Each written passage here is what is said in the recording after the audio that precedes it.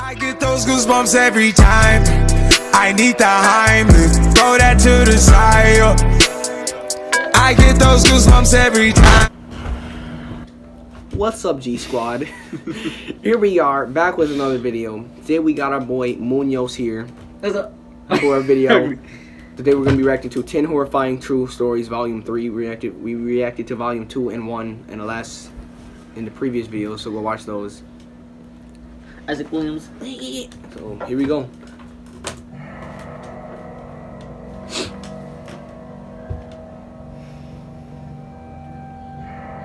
That mouth dude. This happened to my dad when he was a little kid. I think it messed him up a bit emotionally, but he never admitted it. This story freaks me out just imagining it. So I'm pretty sure my dad was 10 years old and he was home alone for whatever reason. He was watching TV in the living room. It was the only TV in the house. And all of a sudden, the TV just shut off. So he got up and turned it back on. It was an old shitty TV, so it wasn't weird at all.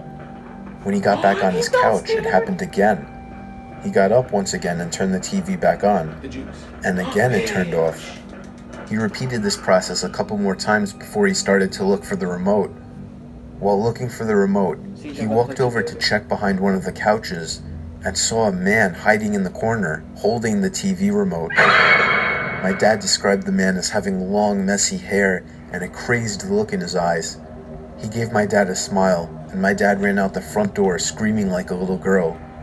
He went to his neighbors, who called the police. The man was still in the house when the police got there, so he was arrested. My dad told me that he still assumes the man was either homeless or crazy. Either way, this story is downright terrifying. Number 9. My friend told me about something that happened to her when she was younger, about 8 or 9. She was walking home from school and got her key out to let herself into the house. Her single mom worked and came home later on weekdays. As she reached up to put the key in the door, her mom opened it in a dressing gown, having left work sick. Instead of greeting her, she looked straight past my friend and immediately said, "Who are you?" My friend turned around, and a man in a long coat hurried back down the path and down the street. Being ill that day had possibly saved her daughter from something potentially horrible happening to her. It would have been a wrap. Should have been dead. Before I start this story, I want to note that Jacob's mother is a drug addict, and his father really didn't have much wrong with him outside of being with his mother. So one night, when Jacob and his father were asleep, they heard a series of loud banging, scratching, and moving noises coming from the mother's room. Jacob's father jumped out of the bed and ran down the hall and started slamming on the door. His mother opened it, yelling at him to quiet down and that he woke her up. He asked her about the sounds. She hadn't been awake to hear them. Jacob's dad would have assumed that she was on something again, but something was wrong. The window was open all the way, and the TV was moved across the room, still plugged in, and had the screen facing outside. Oh my god. Jacob's dad was reasonably scared. He shut the window, got his bat, locked the mother's room from the outside, and made her sleep in the living room. He stayed up most of the night. He woke up Jacob at 5. It was still dark out. Jacob went out to the kitchen where his mother already was. A couple minutes later, his dad walked in, wide-eyed. He pointed at Jacob and his mother and held his finger to his lips. They both quieted down. They heard something shuffling around on the roof, going from edge to edge. Jacob's dad had the bat. They sat together in the room, quietly. Minutes later, the sound went away. Jacob's grandmother was called. She was asked if everybody could stay over there for a little while. She said yes and told them she'd come pick them up. Jacob finished eating and went to go sit on the couch. There was no TV in that room, so he sat in silence. He looked over at a door to an empty room in the hallway. The door was open. There was a finger wrapped around the side of it. Jacob screamed and pointed to it, and his father grabbed him and ran out. Jacob's mother followed behind. They went to a gas station and sat out front until they saw Jacob's grandmother's truck. Jacob described how unnatural the finger looked to me. He said it reminded him a little bit of a foam finger in length and width. It was wrapped clear around the doorframe, the door itself being latched on the opposite side. They didn't go back to that house much after that. Once they'd gotten everything out of it, they never went back again. Nothing was stolen, and the window in the empty room was open. I was 13 years old. I had the most isolated bedroom imaginable. Mix that with a wild imagination, and I was often up late at night, scared and paranoid, unable to fall asleep. My bedroom was a separate floor of the house, on the opposite side of my parents' room. They had no way of hearing what was going on in my room. So it was a seemingly ordinary night, with a bit of rain, but not a storm. I woke up and looked at my clock, and saw that it was 2 in the morning. I got an uncomfortable feeling right away, but I didn't know why. I then saw at the edge of my bed, there was a shadow of something roundish, just over the head of the edge of my bed. My heart started racing until I realized it was just my hat. I sometimes hung my hat on one of the wooden poles at the edge of my bed, so I calmed myself down and fell back asleep. I woke up again around half an hour later and was again startled by the sight of the shadow at the end of my bed. But after my brain started to fully wake up, I remembered it was just my hat again. This process happened one more time that night, probably another half hour later, and once again, I was startled by the sight of the shadow. I was getting thirsty, so I reached my hand down to the side of my bed, looking for my water bottle, but I instead found something else. My hat. And at that instant, I felt my heart drop into my stomach, as I almost fell out of my bed trying to turn the lamp on. The light revealed the face of a man, peering over the edge of my bed, staring right into my eyes. I let out the highest pitched scream a boy could possibly produce, and ran straight past the man, and down the stairs of my room. Yeah. I felt the man try to grab me, but I managed to open the door and run to my parents' room to get my dad. My dad got the baton from under his bed and raced to my room, but he was too late. When we got back to my room, the window was wide open. Apparently the man jumped out onto the patio roof outside my window. Go on. When I was a kid, I had a huge group of friends that all happened to be on my block. On the weekend nights, we would always play manhunt, aka hide and go seek for older people. It worked out great because since we were all neighbors, we used all the front and backyards and even the woods behind our houses. We had a rule though, that we couldn't go out more than a backyard's length into the woods. I always used the same hiding spot, and nobody ever found me. I always hid behind an old rusty barrel that was thrown into the woods years ago. So on this particular night, there were only 6 of us playing. My friends Joe and Raj were on my team. We quickly dispersed as we were the first to hide. I ran to my usual hiding spot, through my backyard into the woods behind the barrel. Usually I would see the flashlights of the other team shining through the backyards in the woods, but it was unusually quiet this time. And then, I finally heard footsteps nearby. I didn't see a flashlight, so I assumed it was one of my teammates. I whispered Joe and Raj's names, but then whoever it was started charging at me, full on sprinting. I'm gone. Right. I immediately shot up and ran out of the woods to find a new hiding spot in my backyard, but nobody ever came out of the woods. I heard all my friends calling my name from out front, including Joe and Raj, so I assumed something was wrong and went up front. I saw Joe's parents talking with my parents, with all my friends surrounding. My parents seemed a bit relieved to see me, so I was naturally really confused. They told me that a police officer had just passed by and warned them about a serial rapist spotted in the area and that all the kids should stay indoors.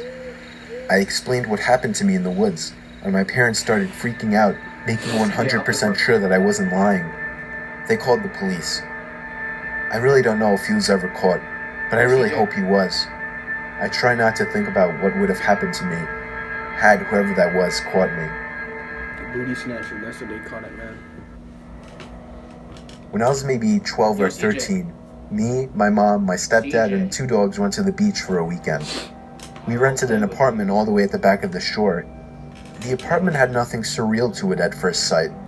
We unpacked everything and went out for dinner straight afterwards. We came back and at the time it was maybe 9 p.m. We watched some TV for an hour or so. My mom, stepdad, and 2 dogs slept on a bed you could make from the couch. I love you. They gave me the bedroom with a king-sized bed. I went to bed and used my computer for a while to play some games that I had pre-installed since I knew that there would be no internet connection there. I stayed up playing games pretty late at night. I decided it was time to get some shut-eye and go to sleep. Maybe after 5 minutes of laying in my bed, complete silence filled the room. But then, all of a sudden, I hear this extremely loud sigh. Oh boy. I knew it wasn't my parents or the dogs, considering the door to the living room was closed. I straight bolted from that room and went to sleep in the bedroom opposite of the master bedroom. My heart was pounding so fast because I was absolutely petrified. Needless to say, no sleep was had that night.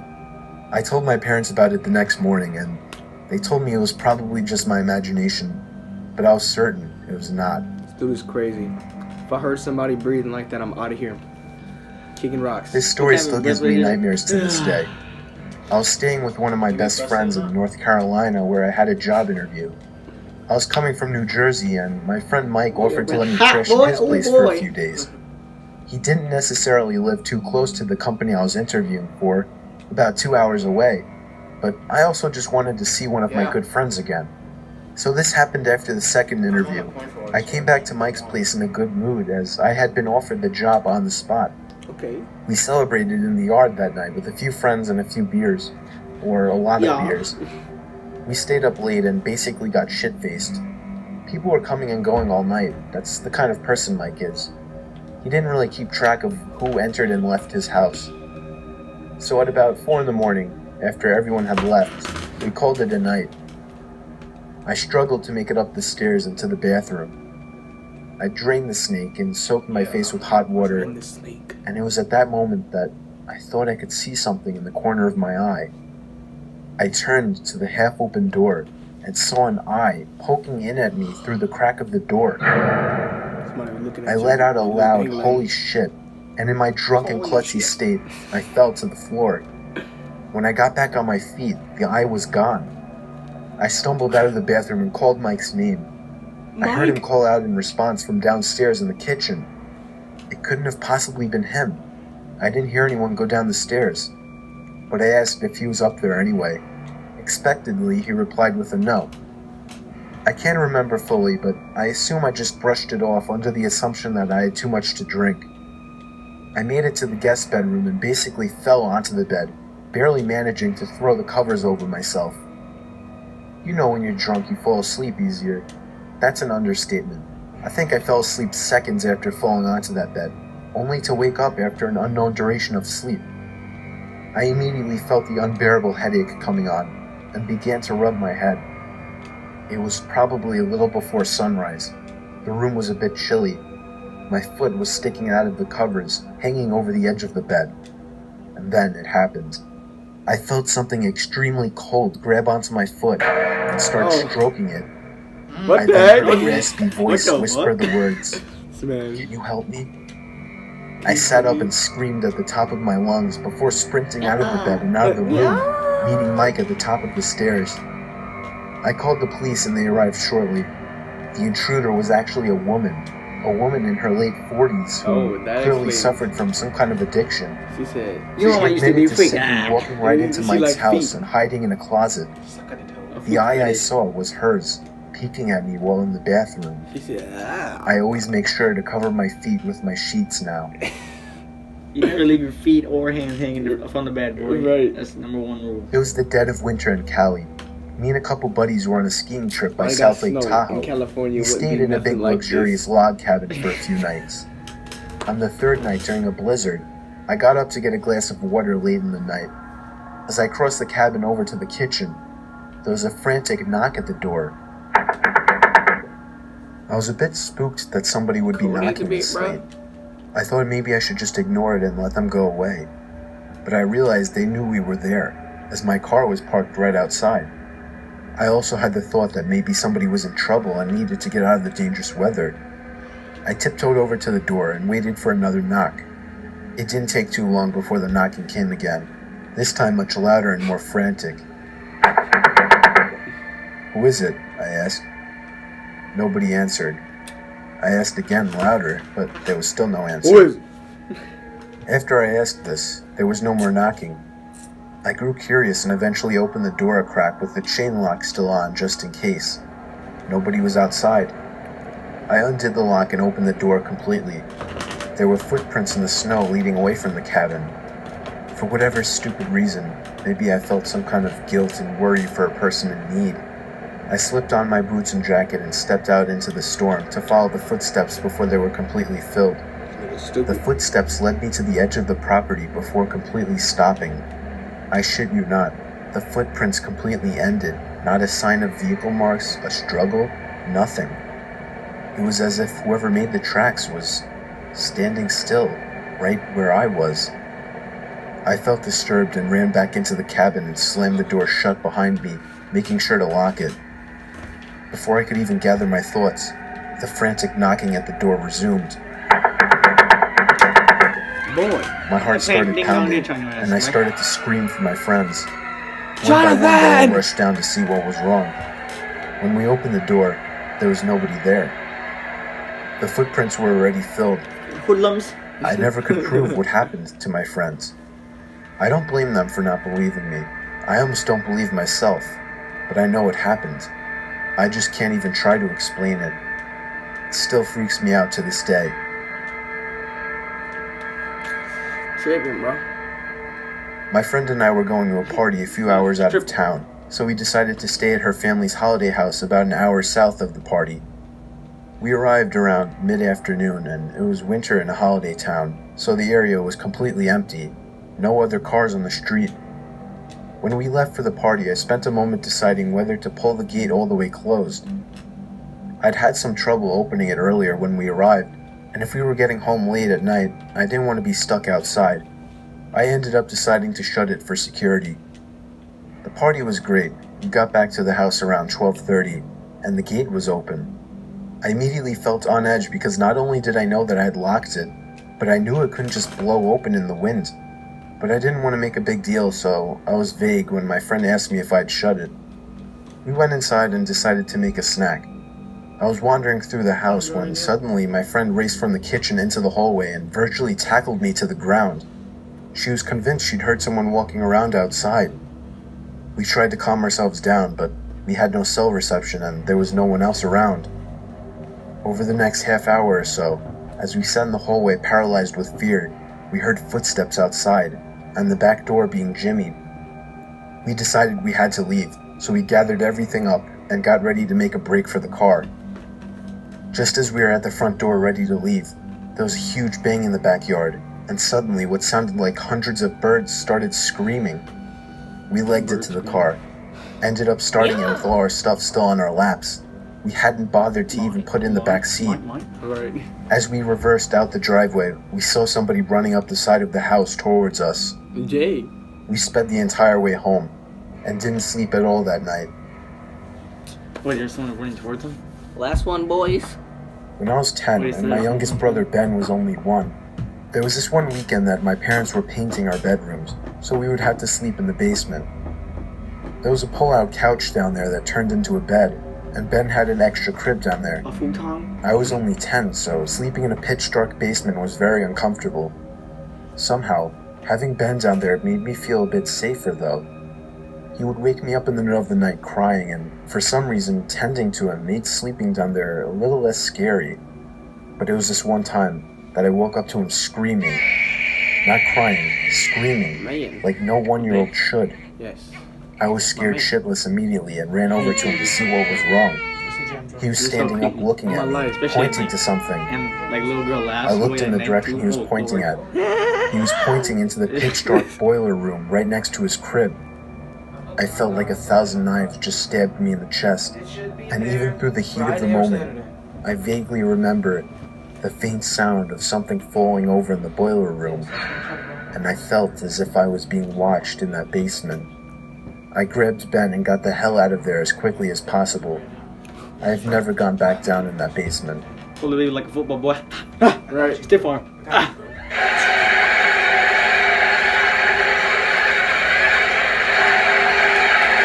Oh, nigga. That was it. That was the video. The last one was the last one I can relate to. Cause I remember this one time in my old house, the street called 12th Street. There was this area like a miner's tunnel inside the house, and then somebody died in there, and we always heard footsteps on the steps. A tunnel? Yeah. Like Phase Rug Tunnel? Television. Well, anyway, that was the video, guys. I hope you liked it. Stay saucy. Like, comment, subscribe. Share with your friends. I'll share on Facebook. Share on Snapchat. If you can even do that. The fuck. I'm dead.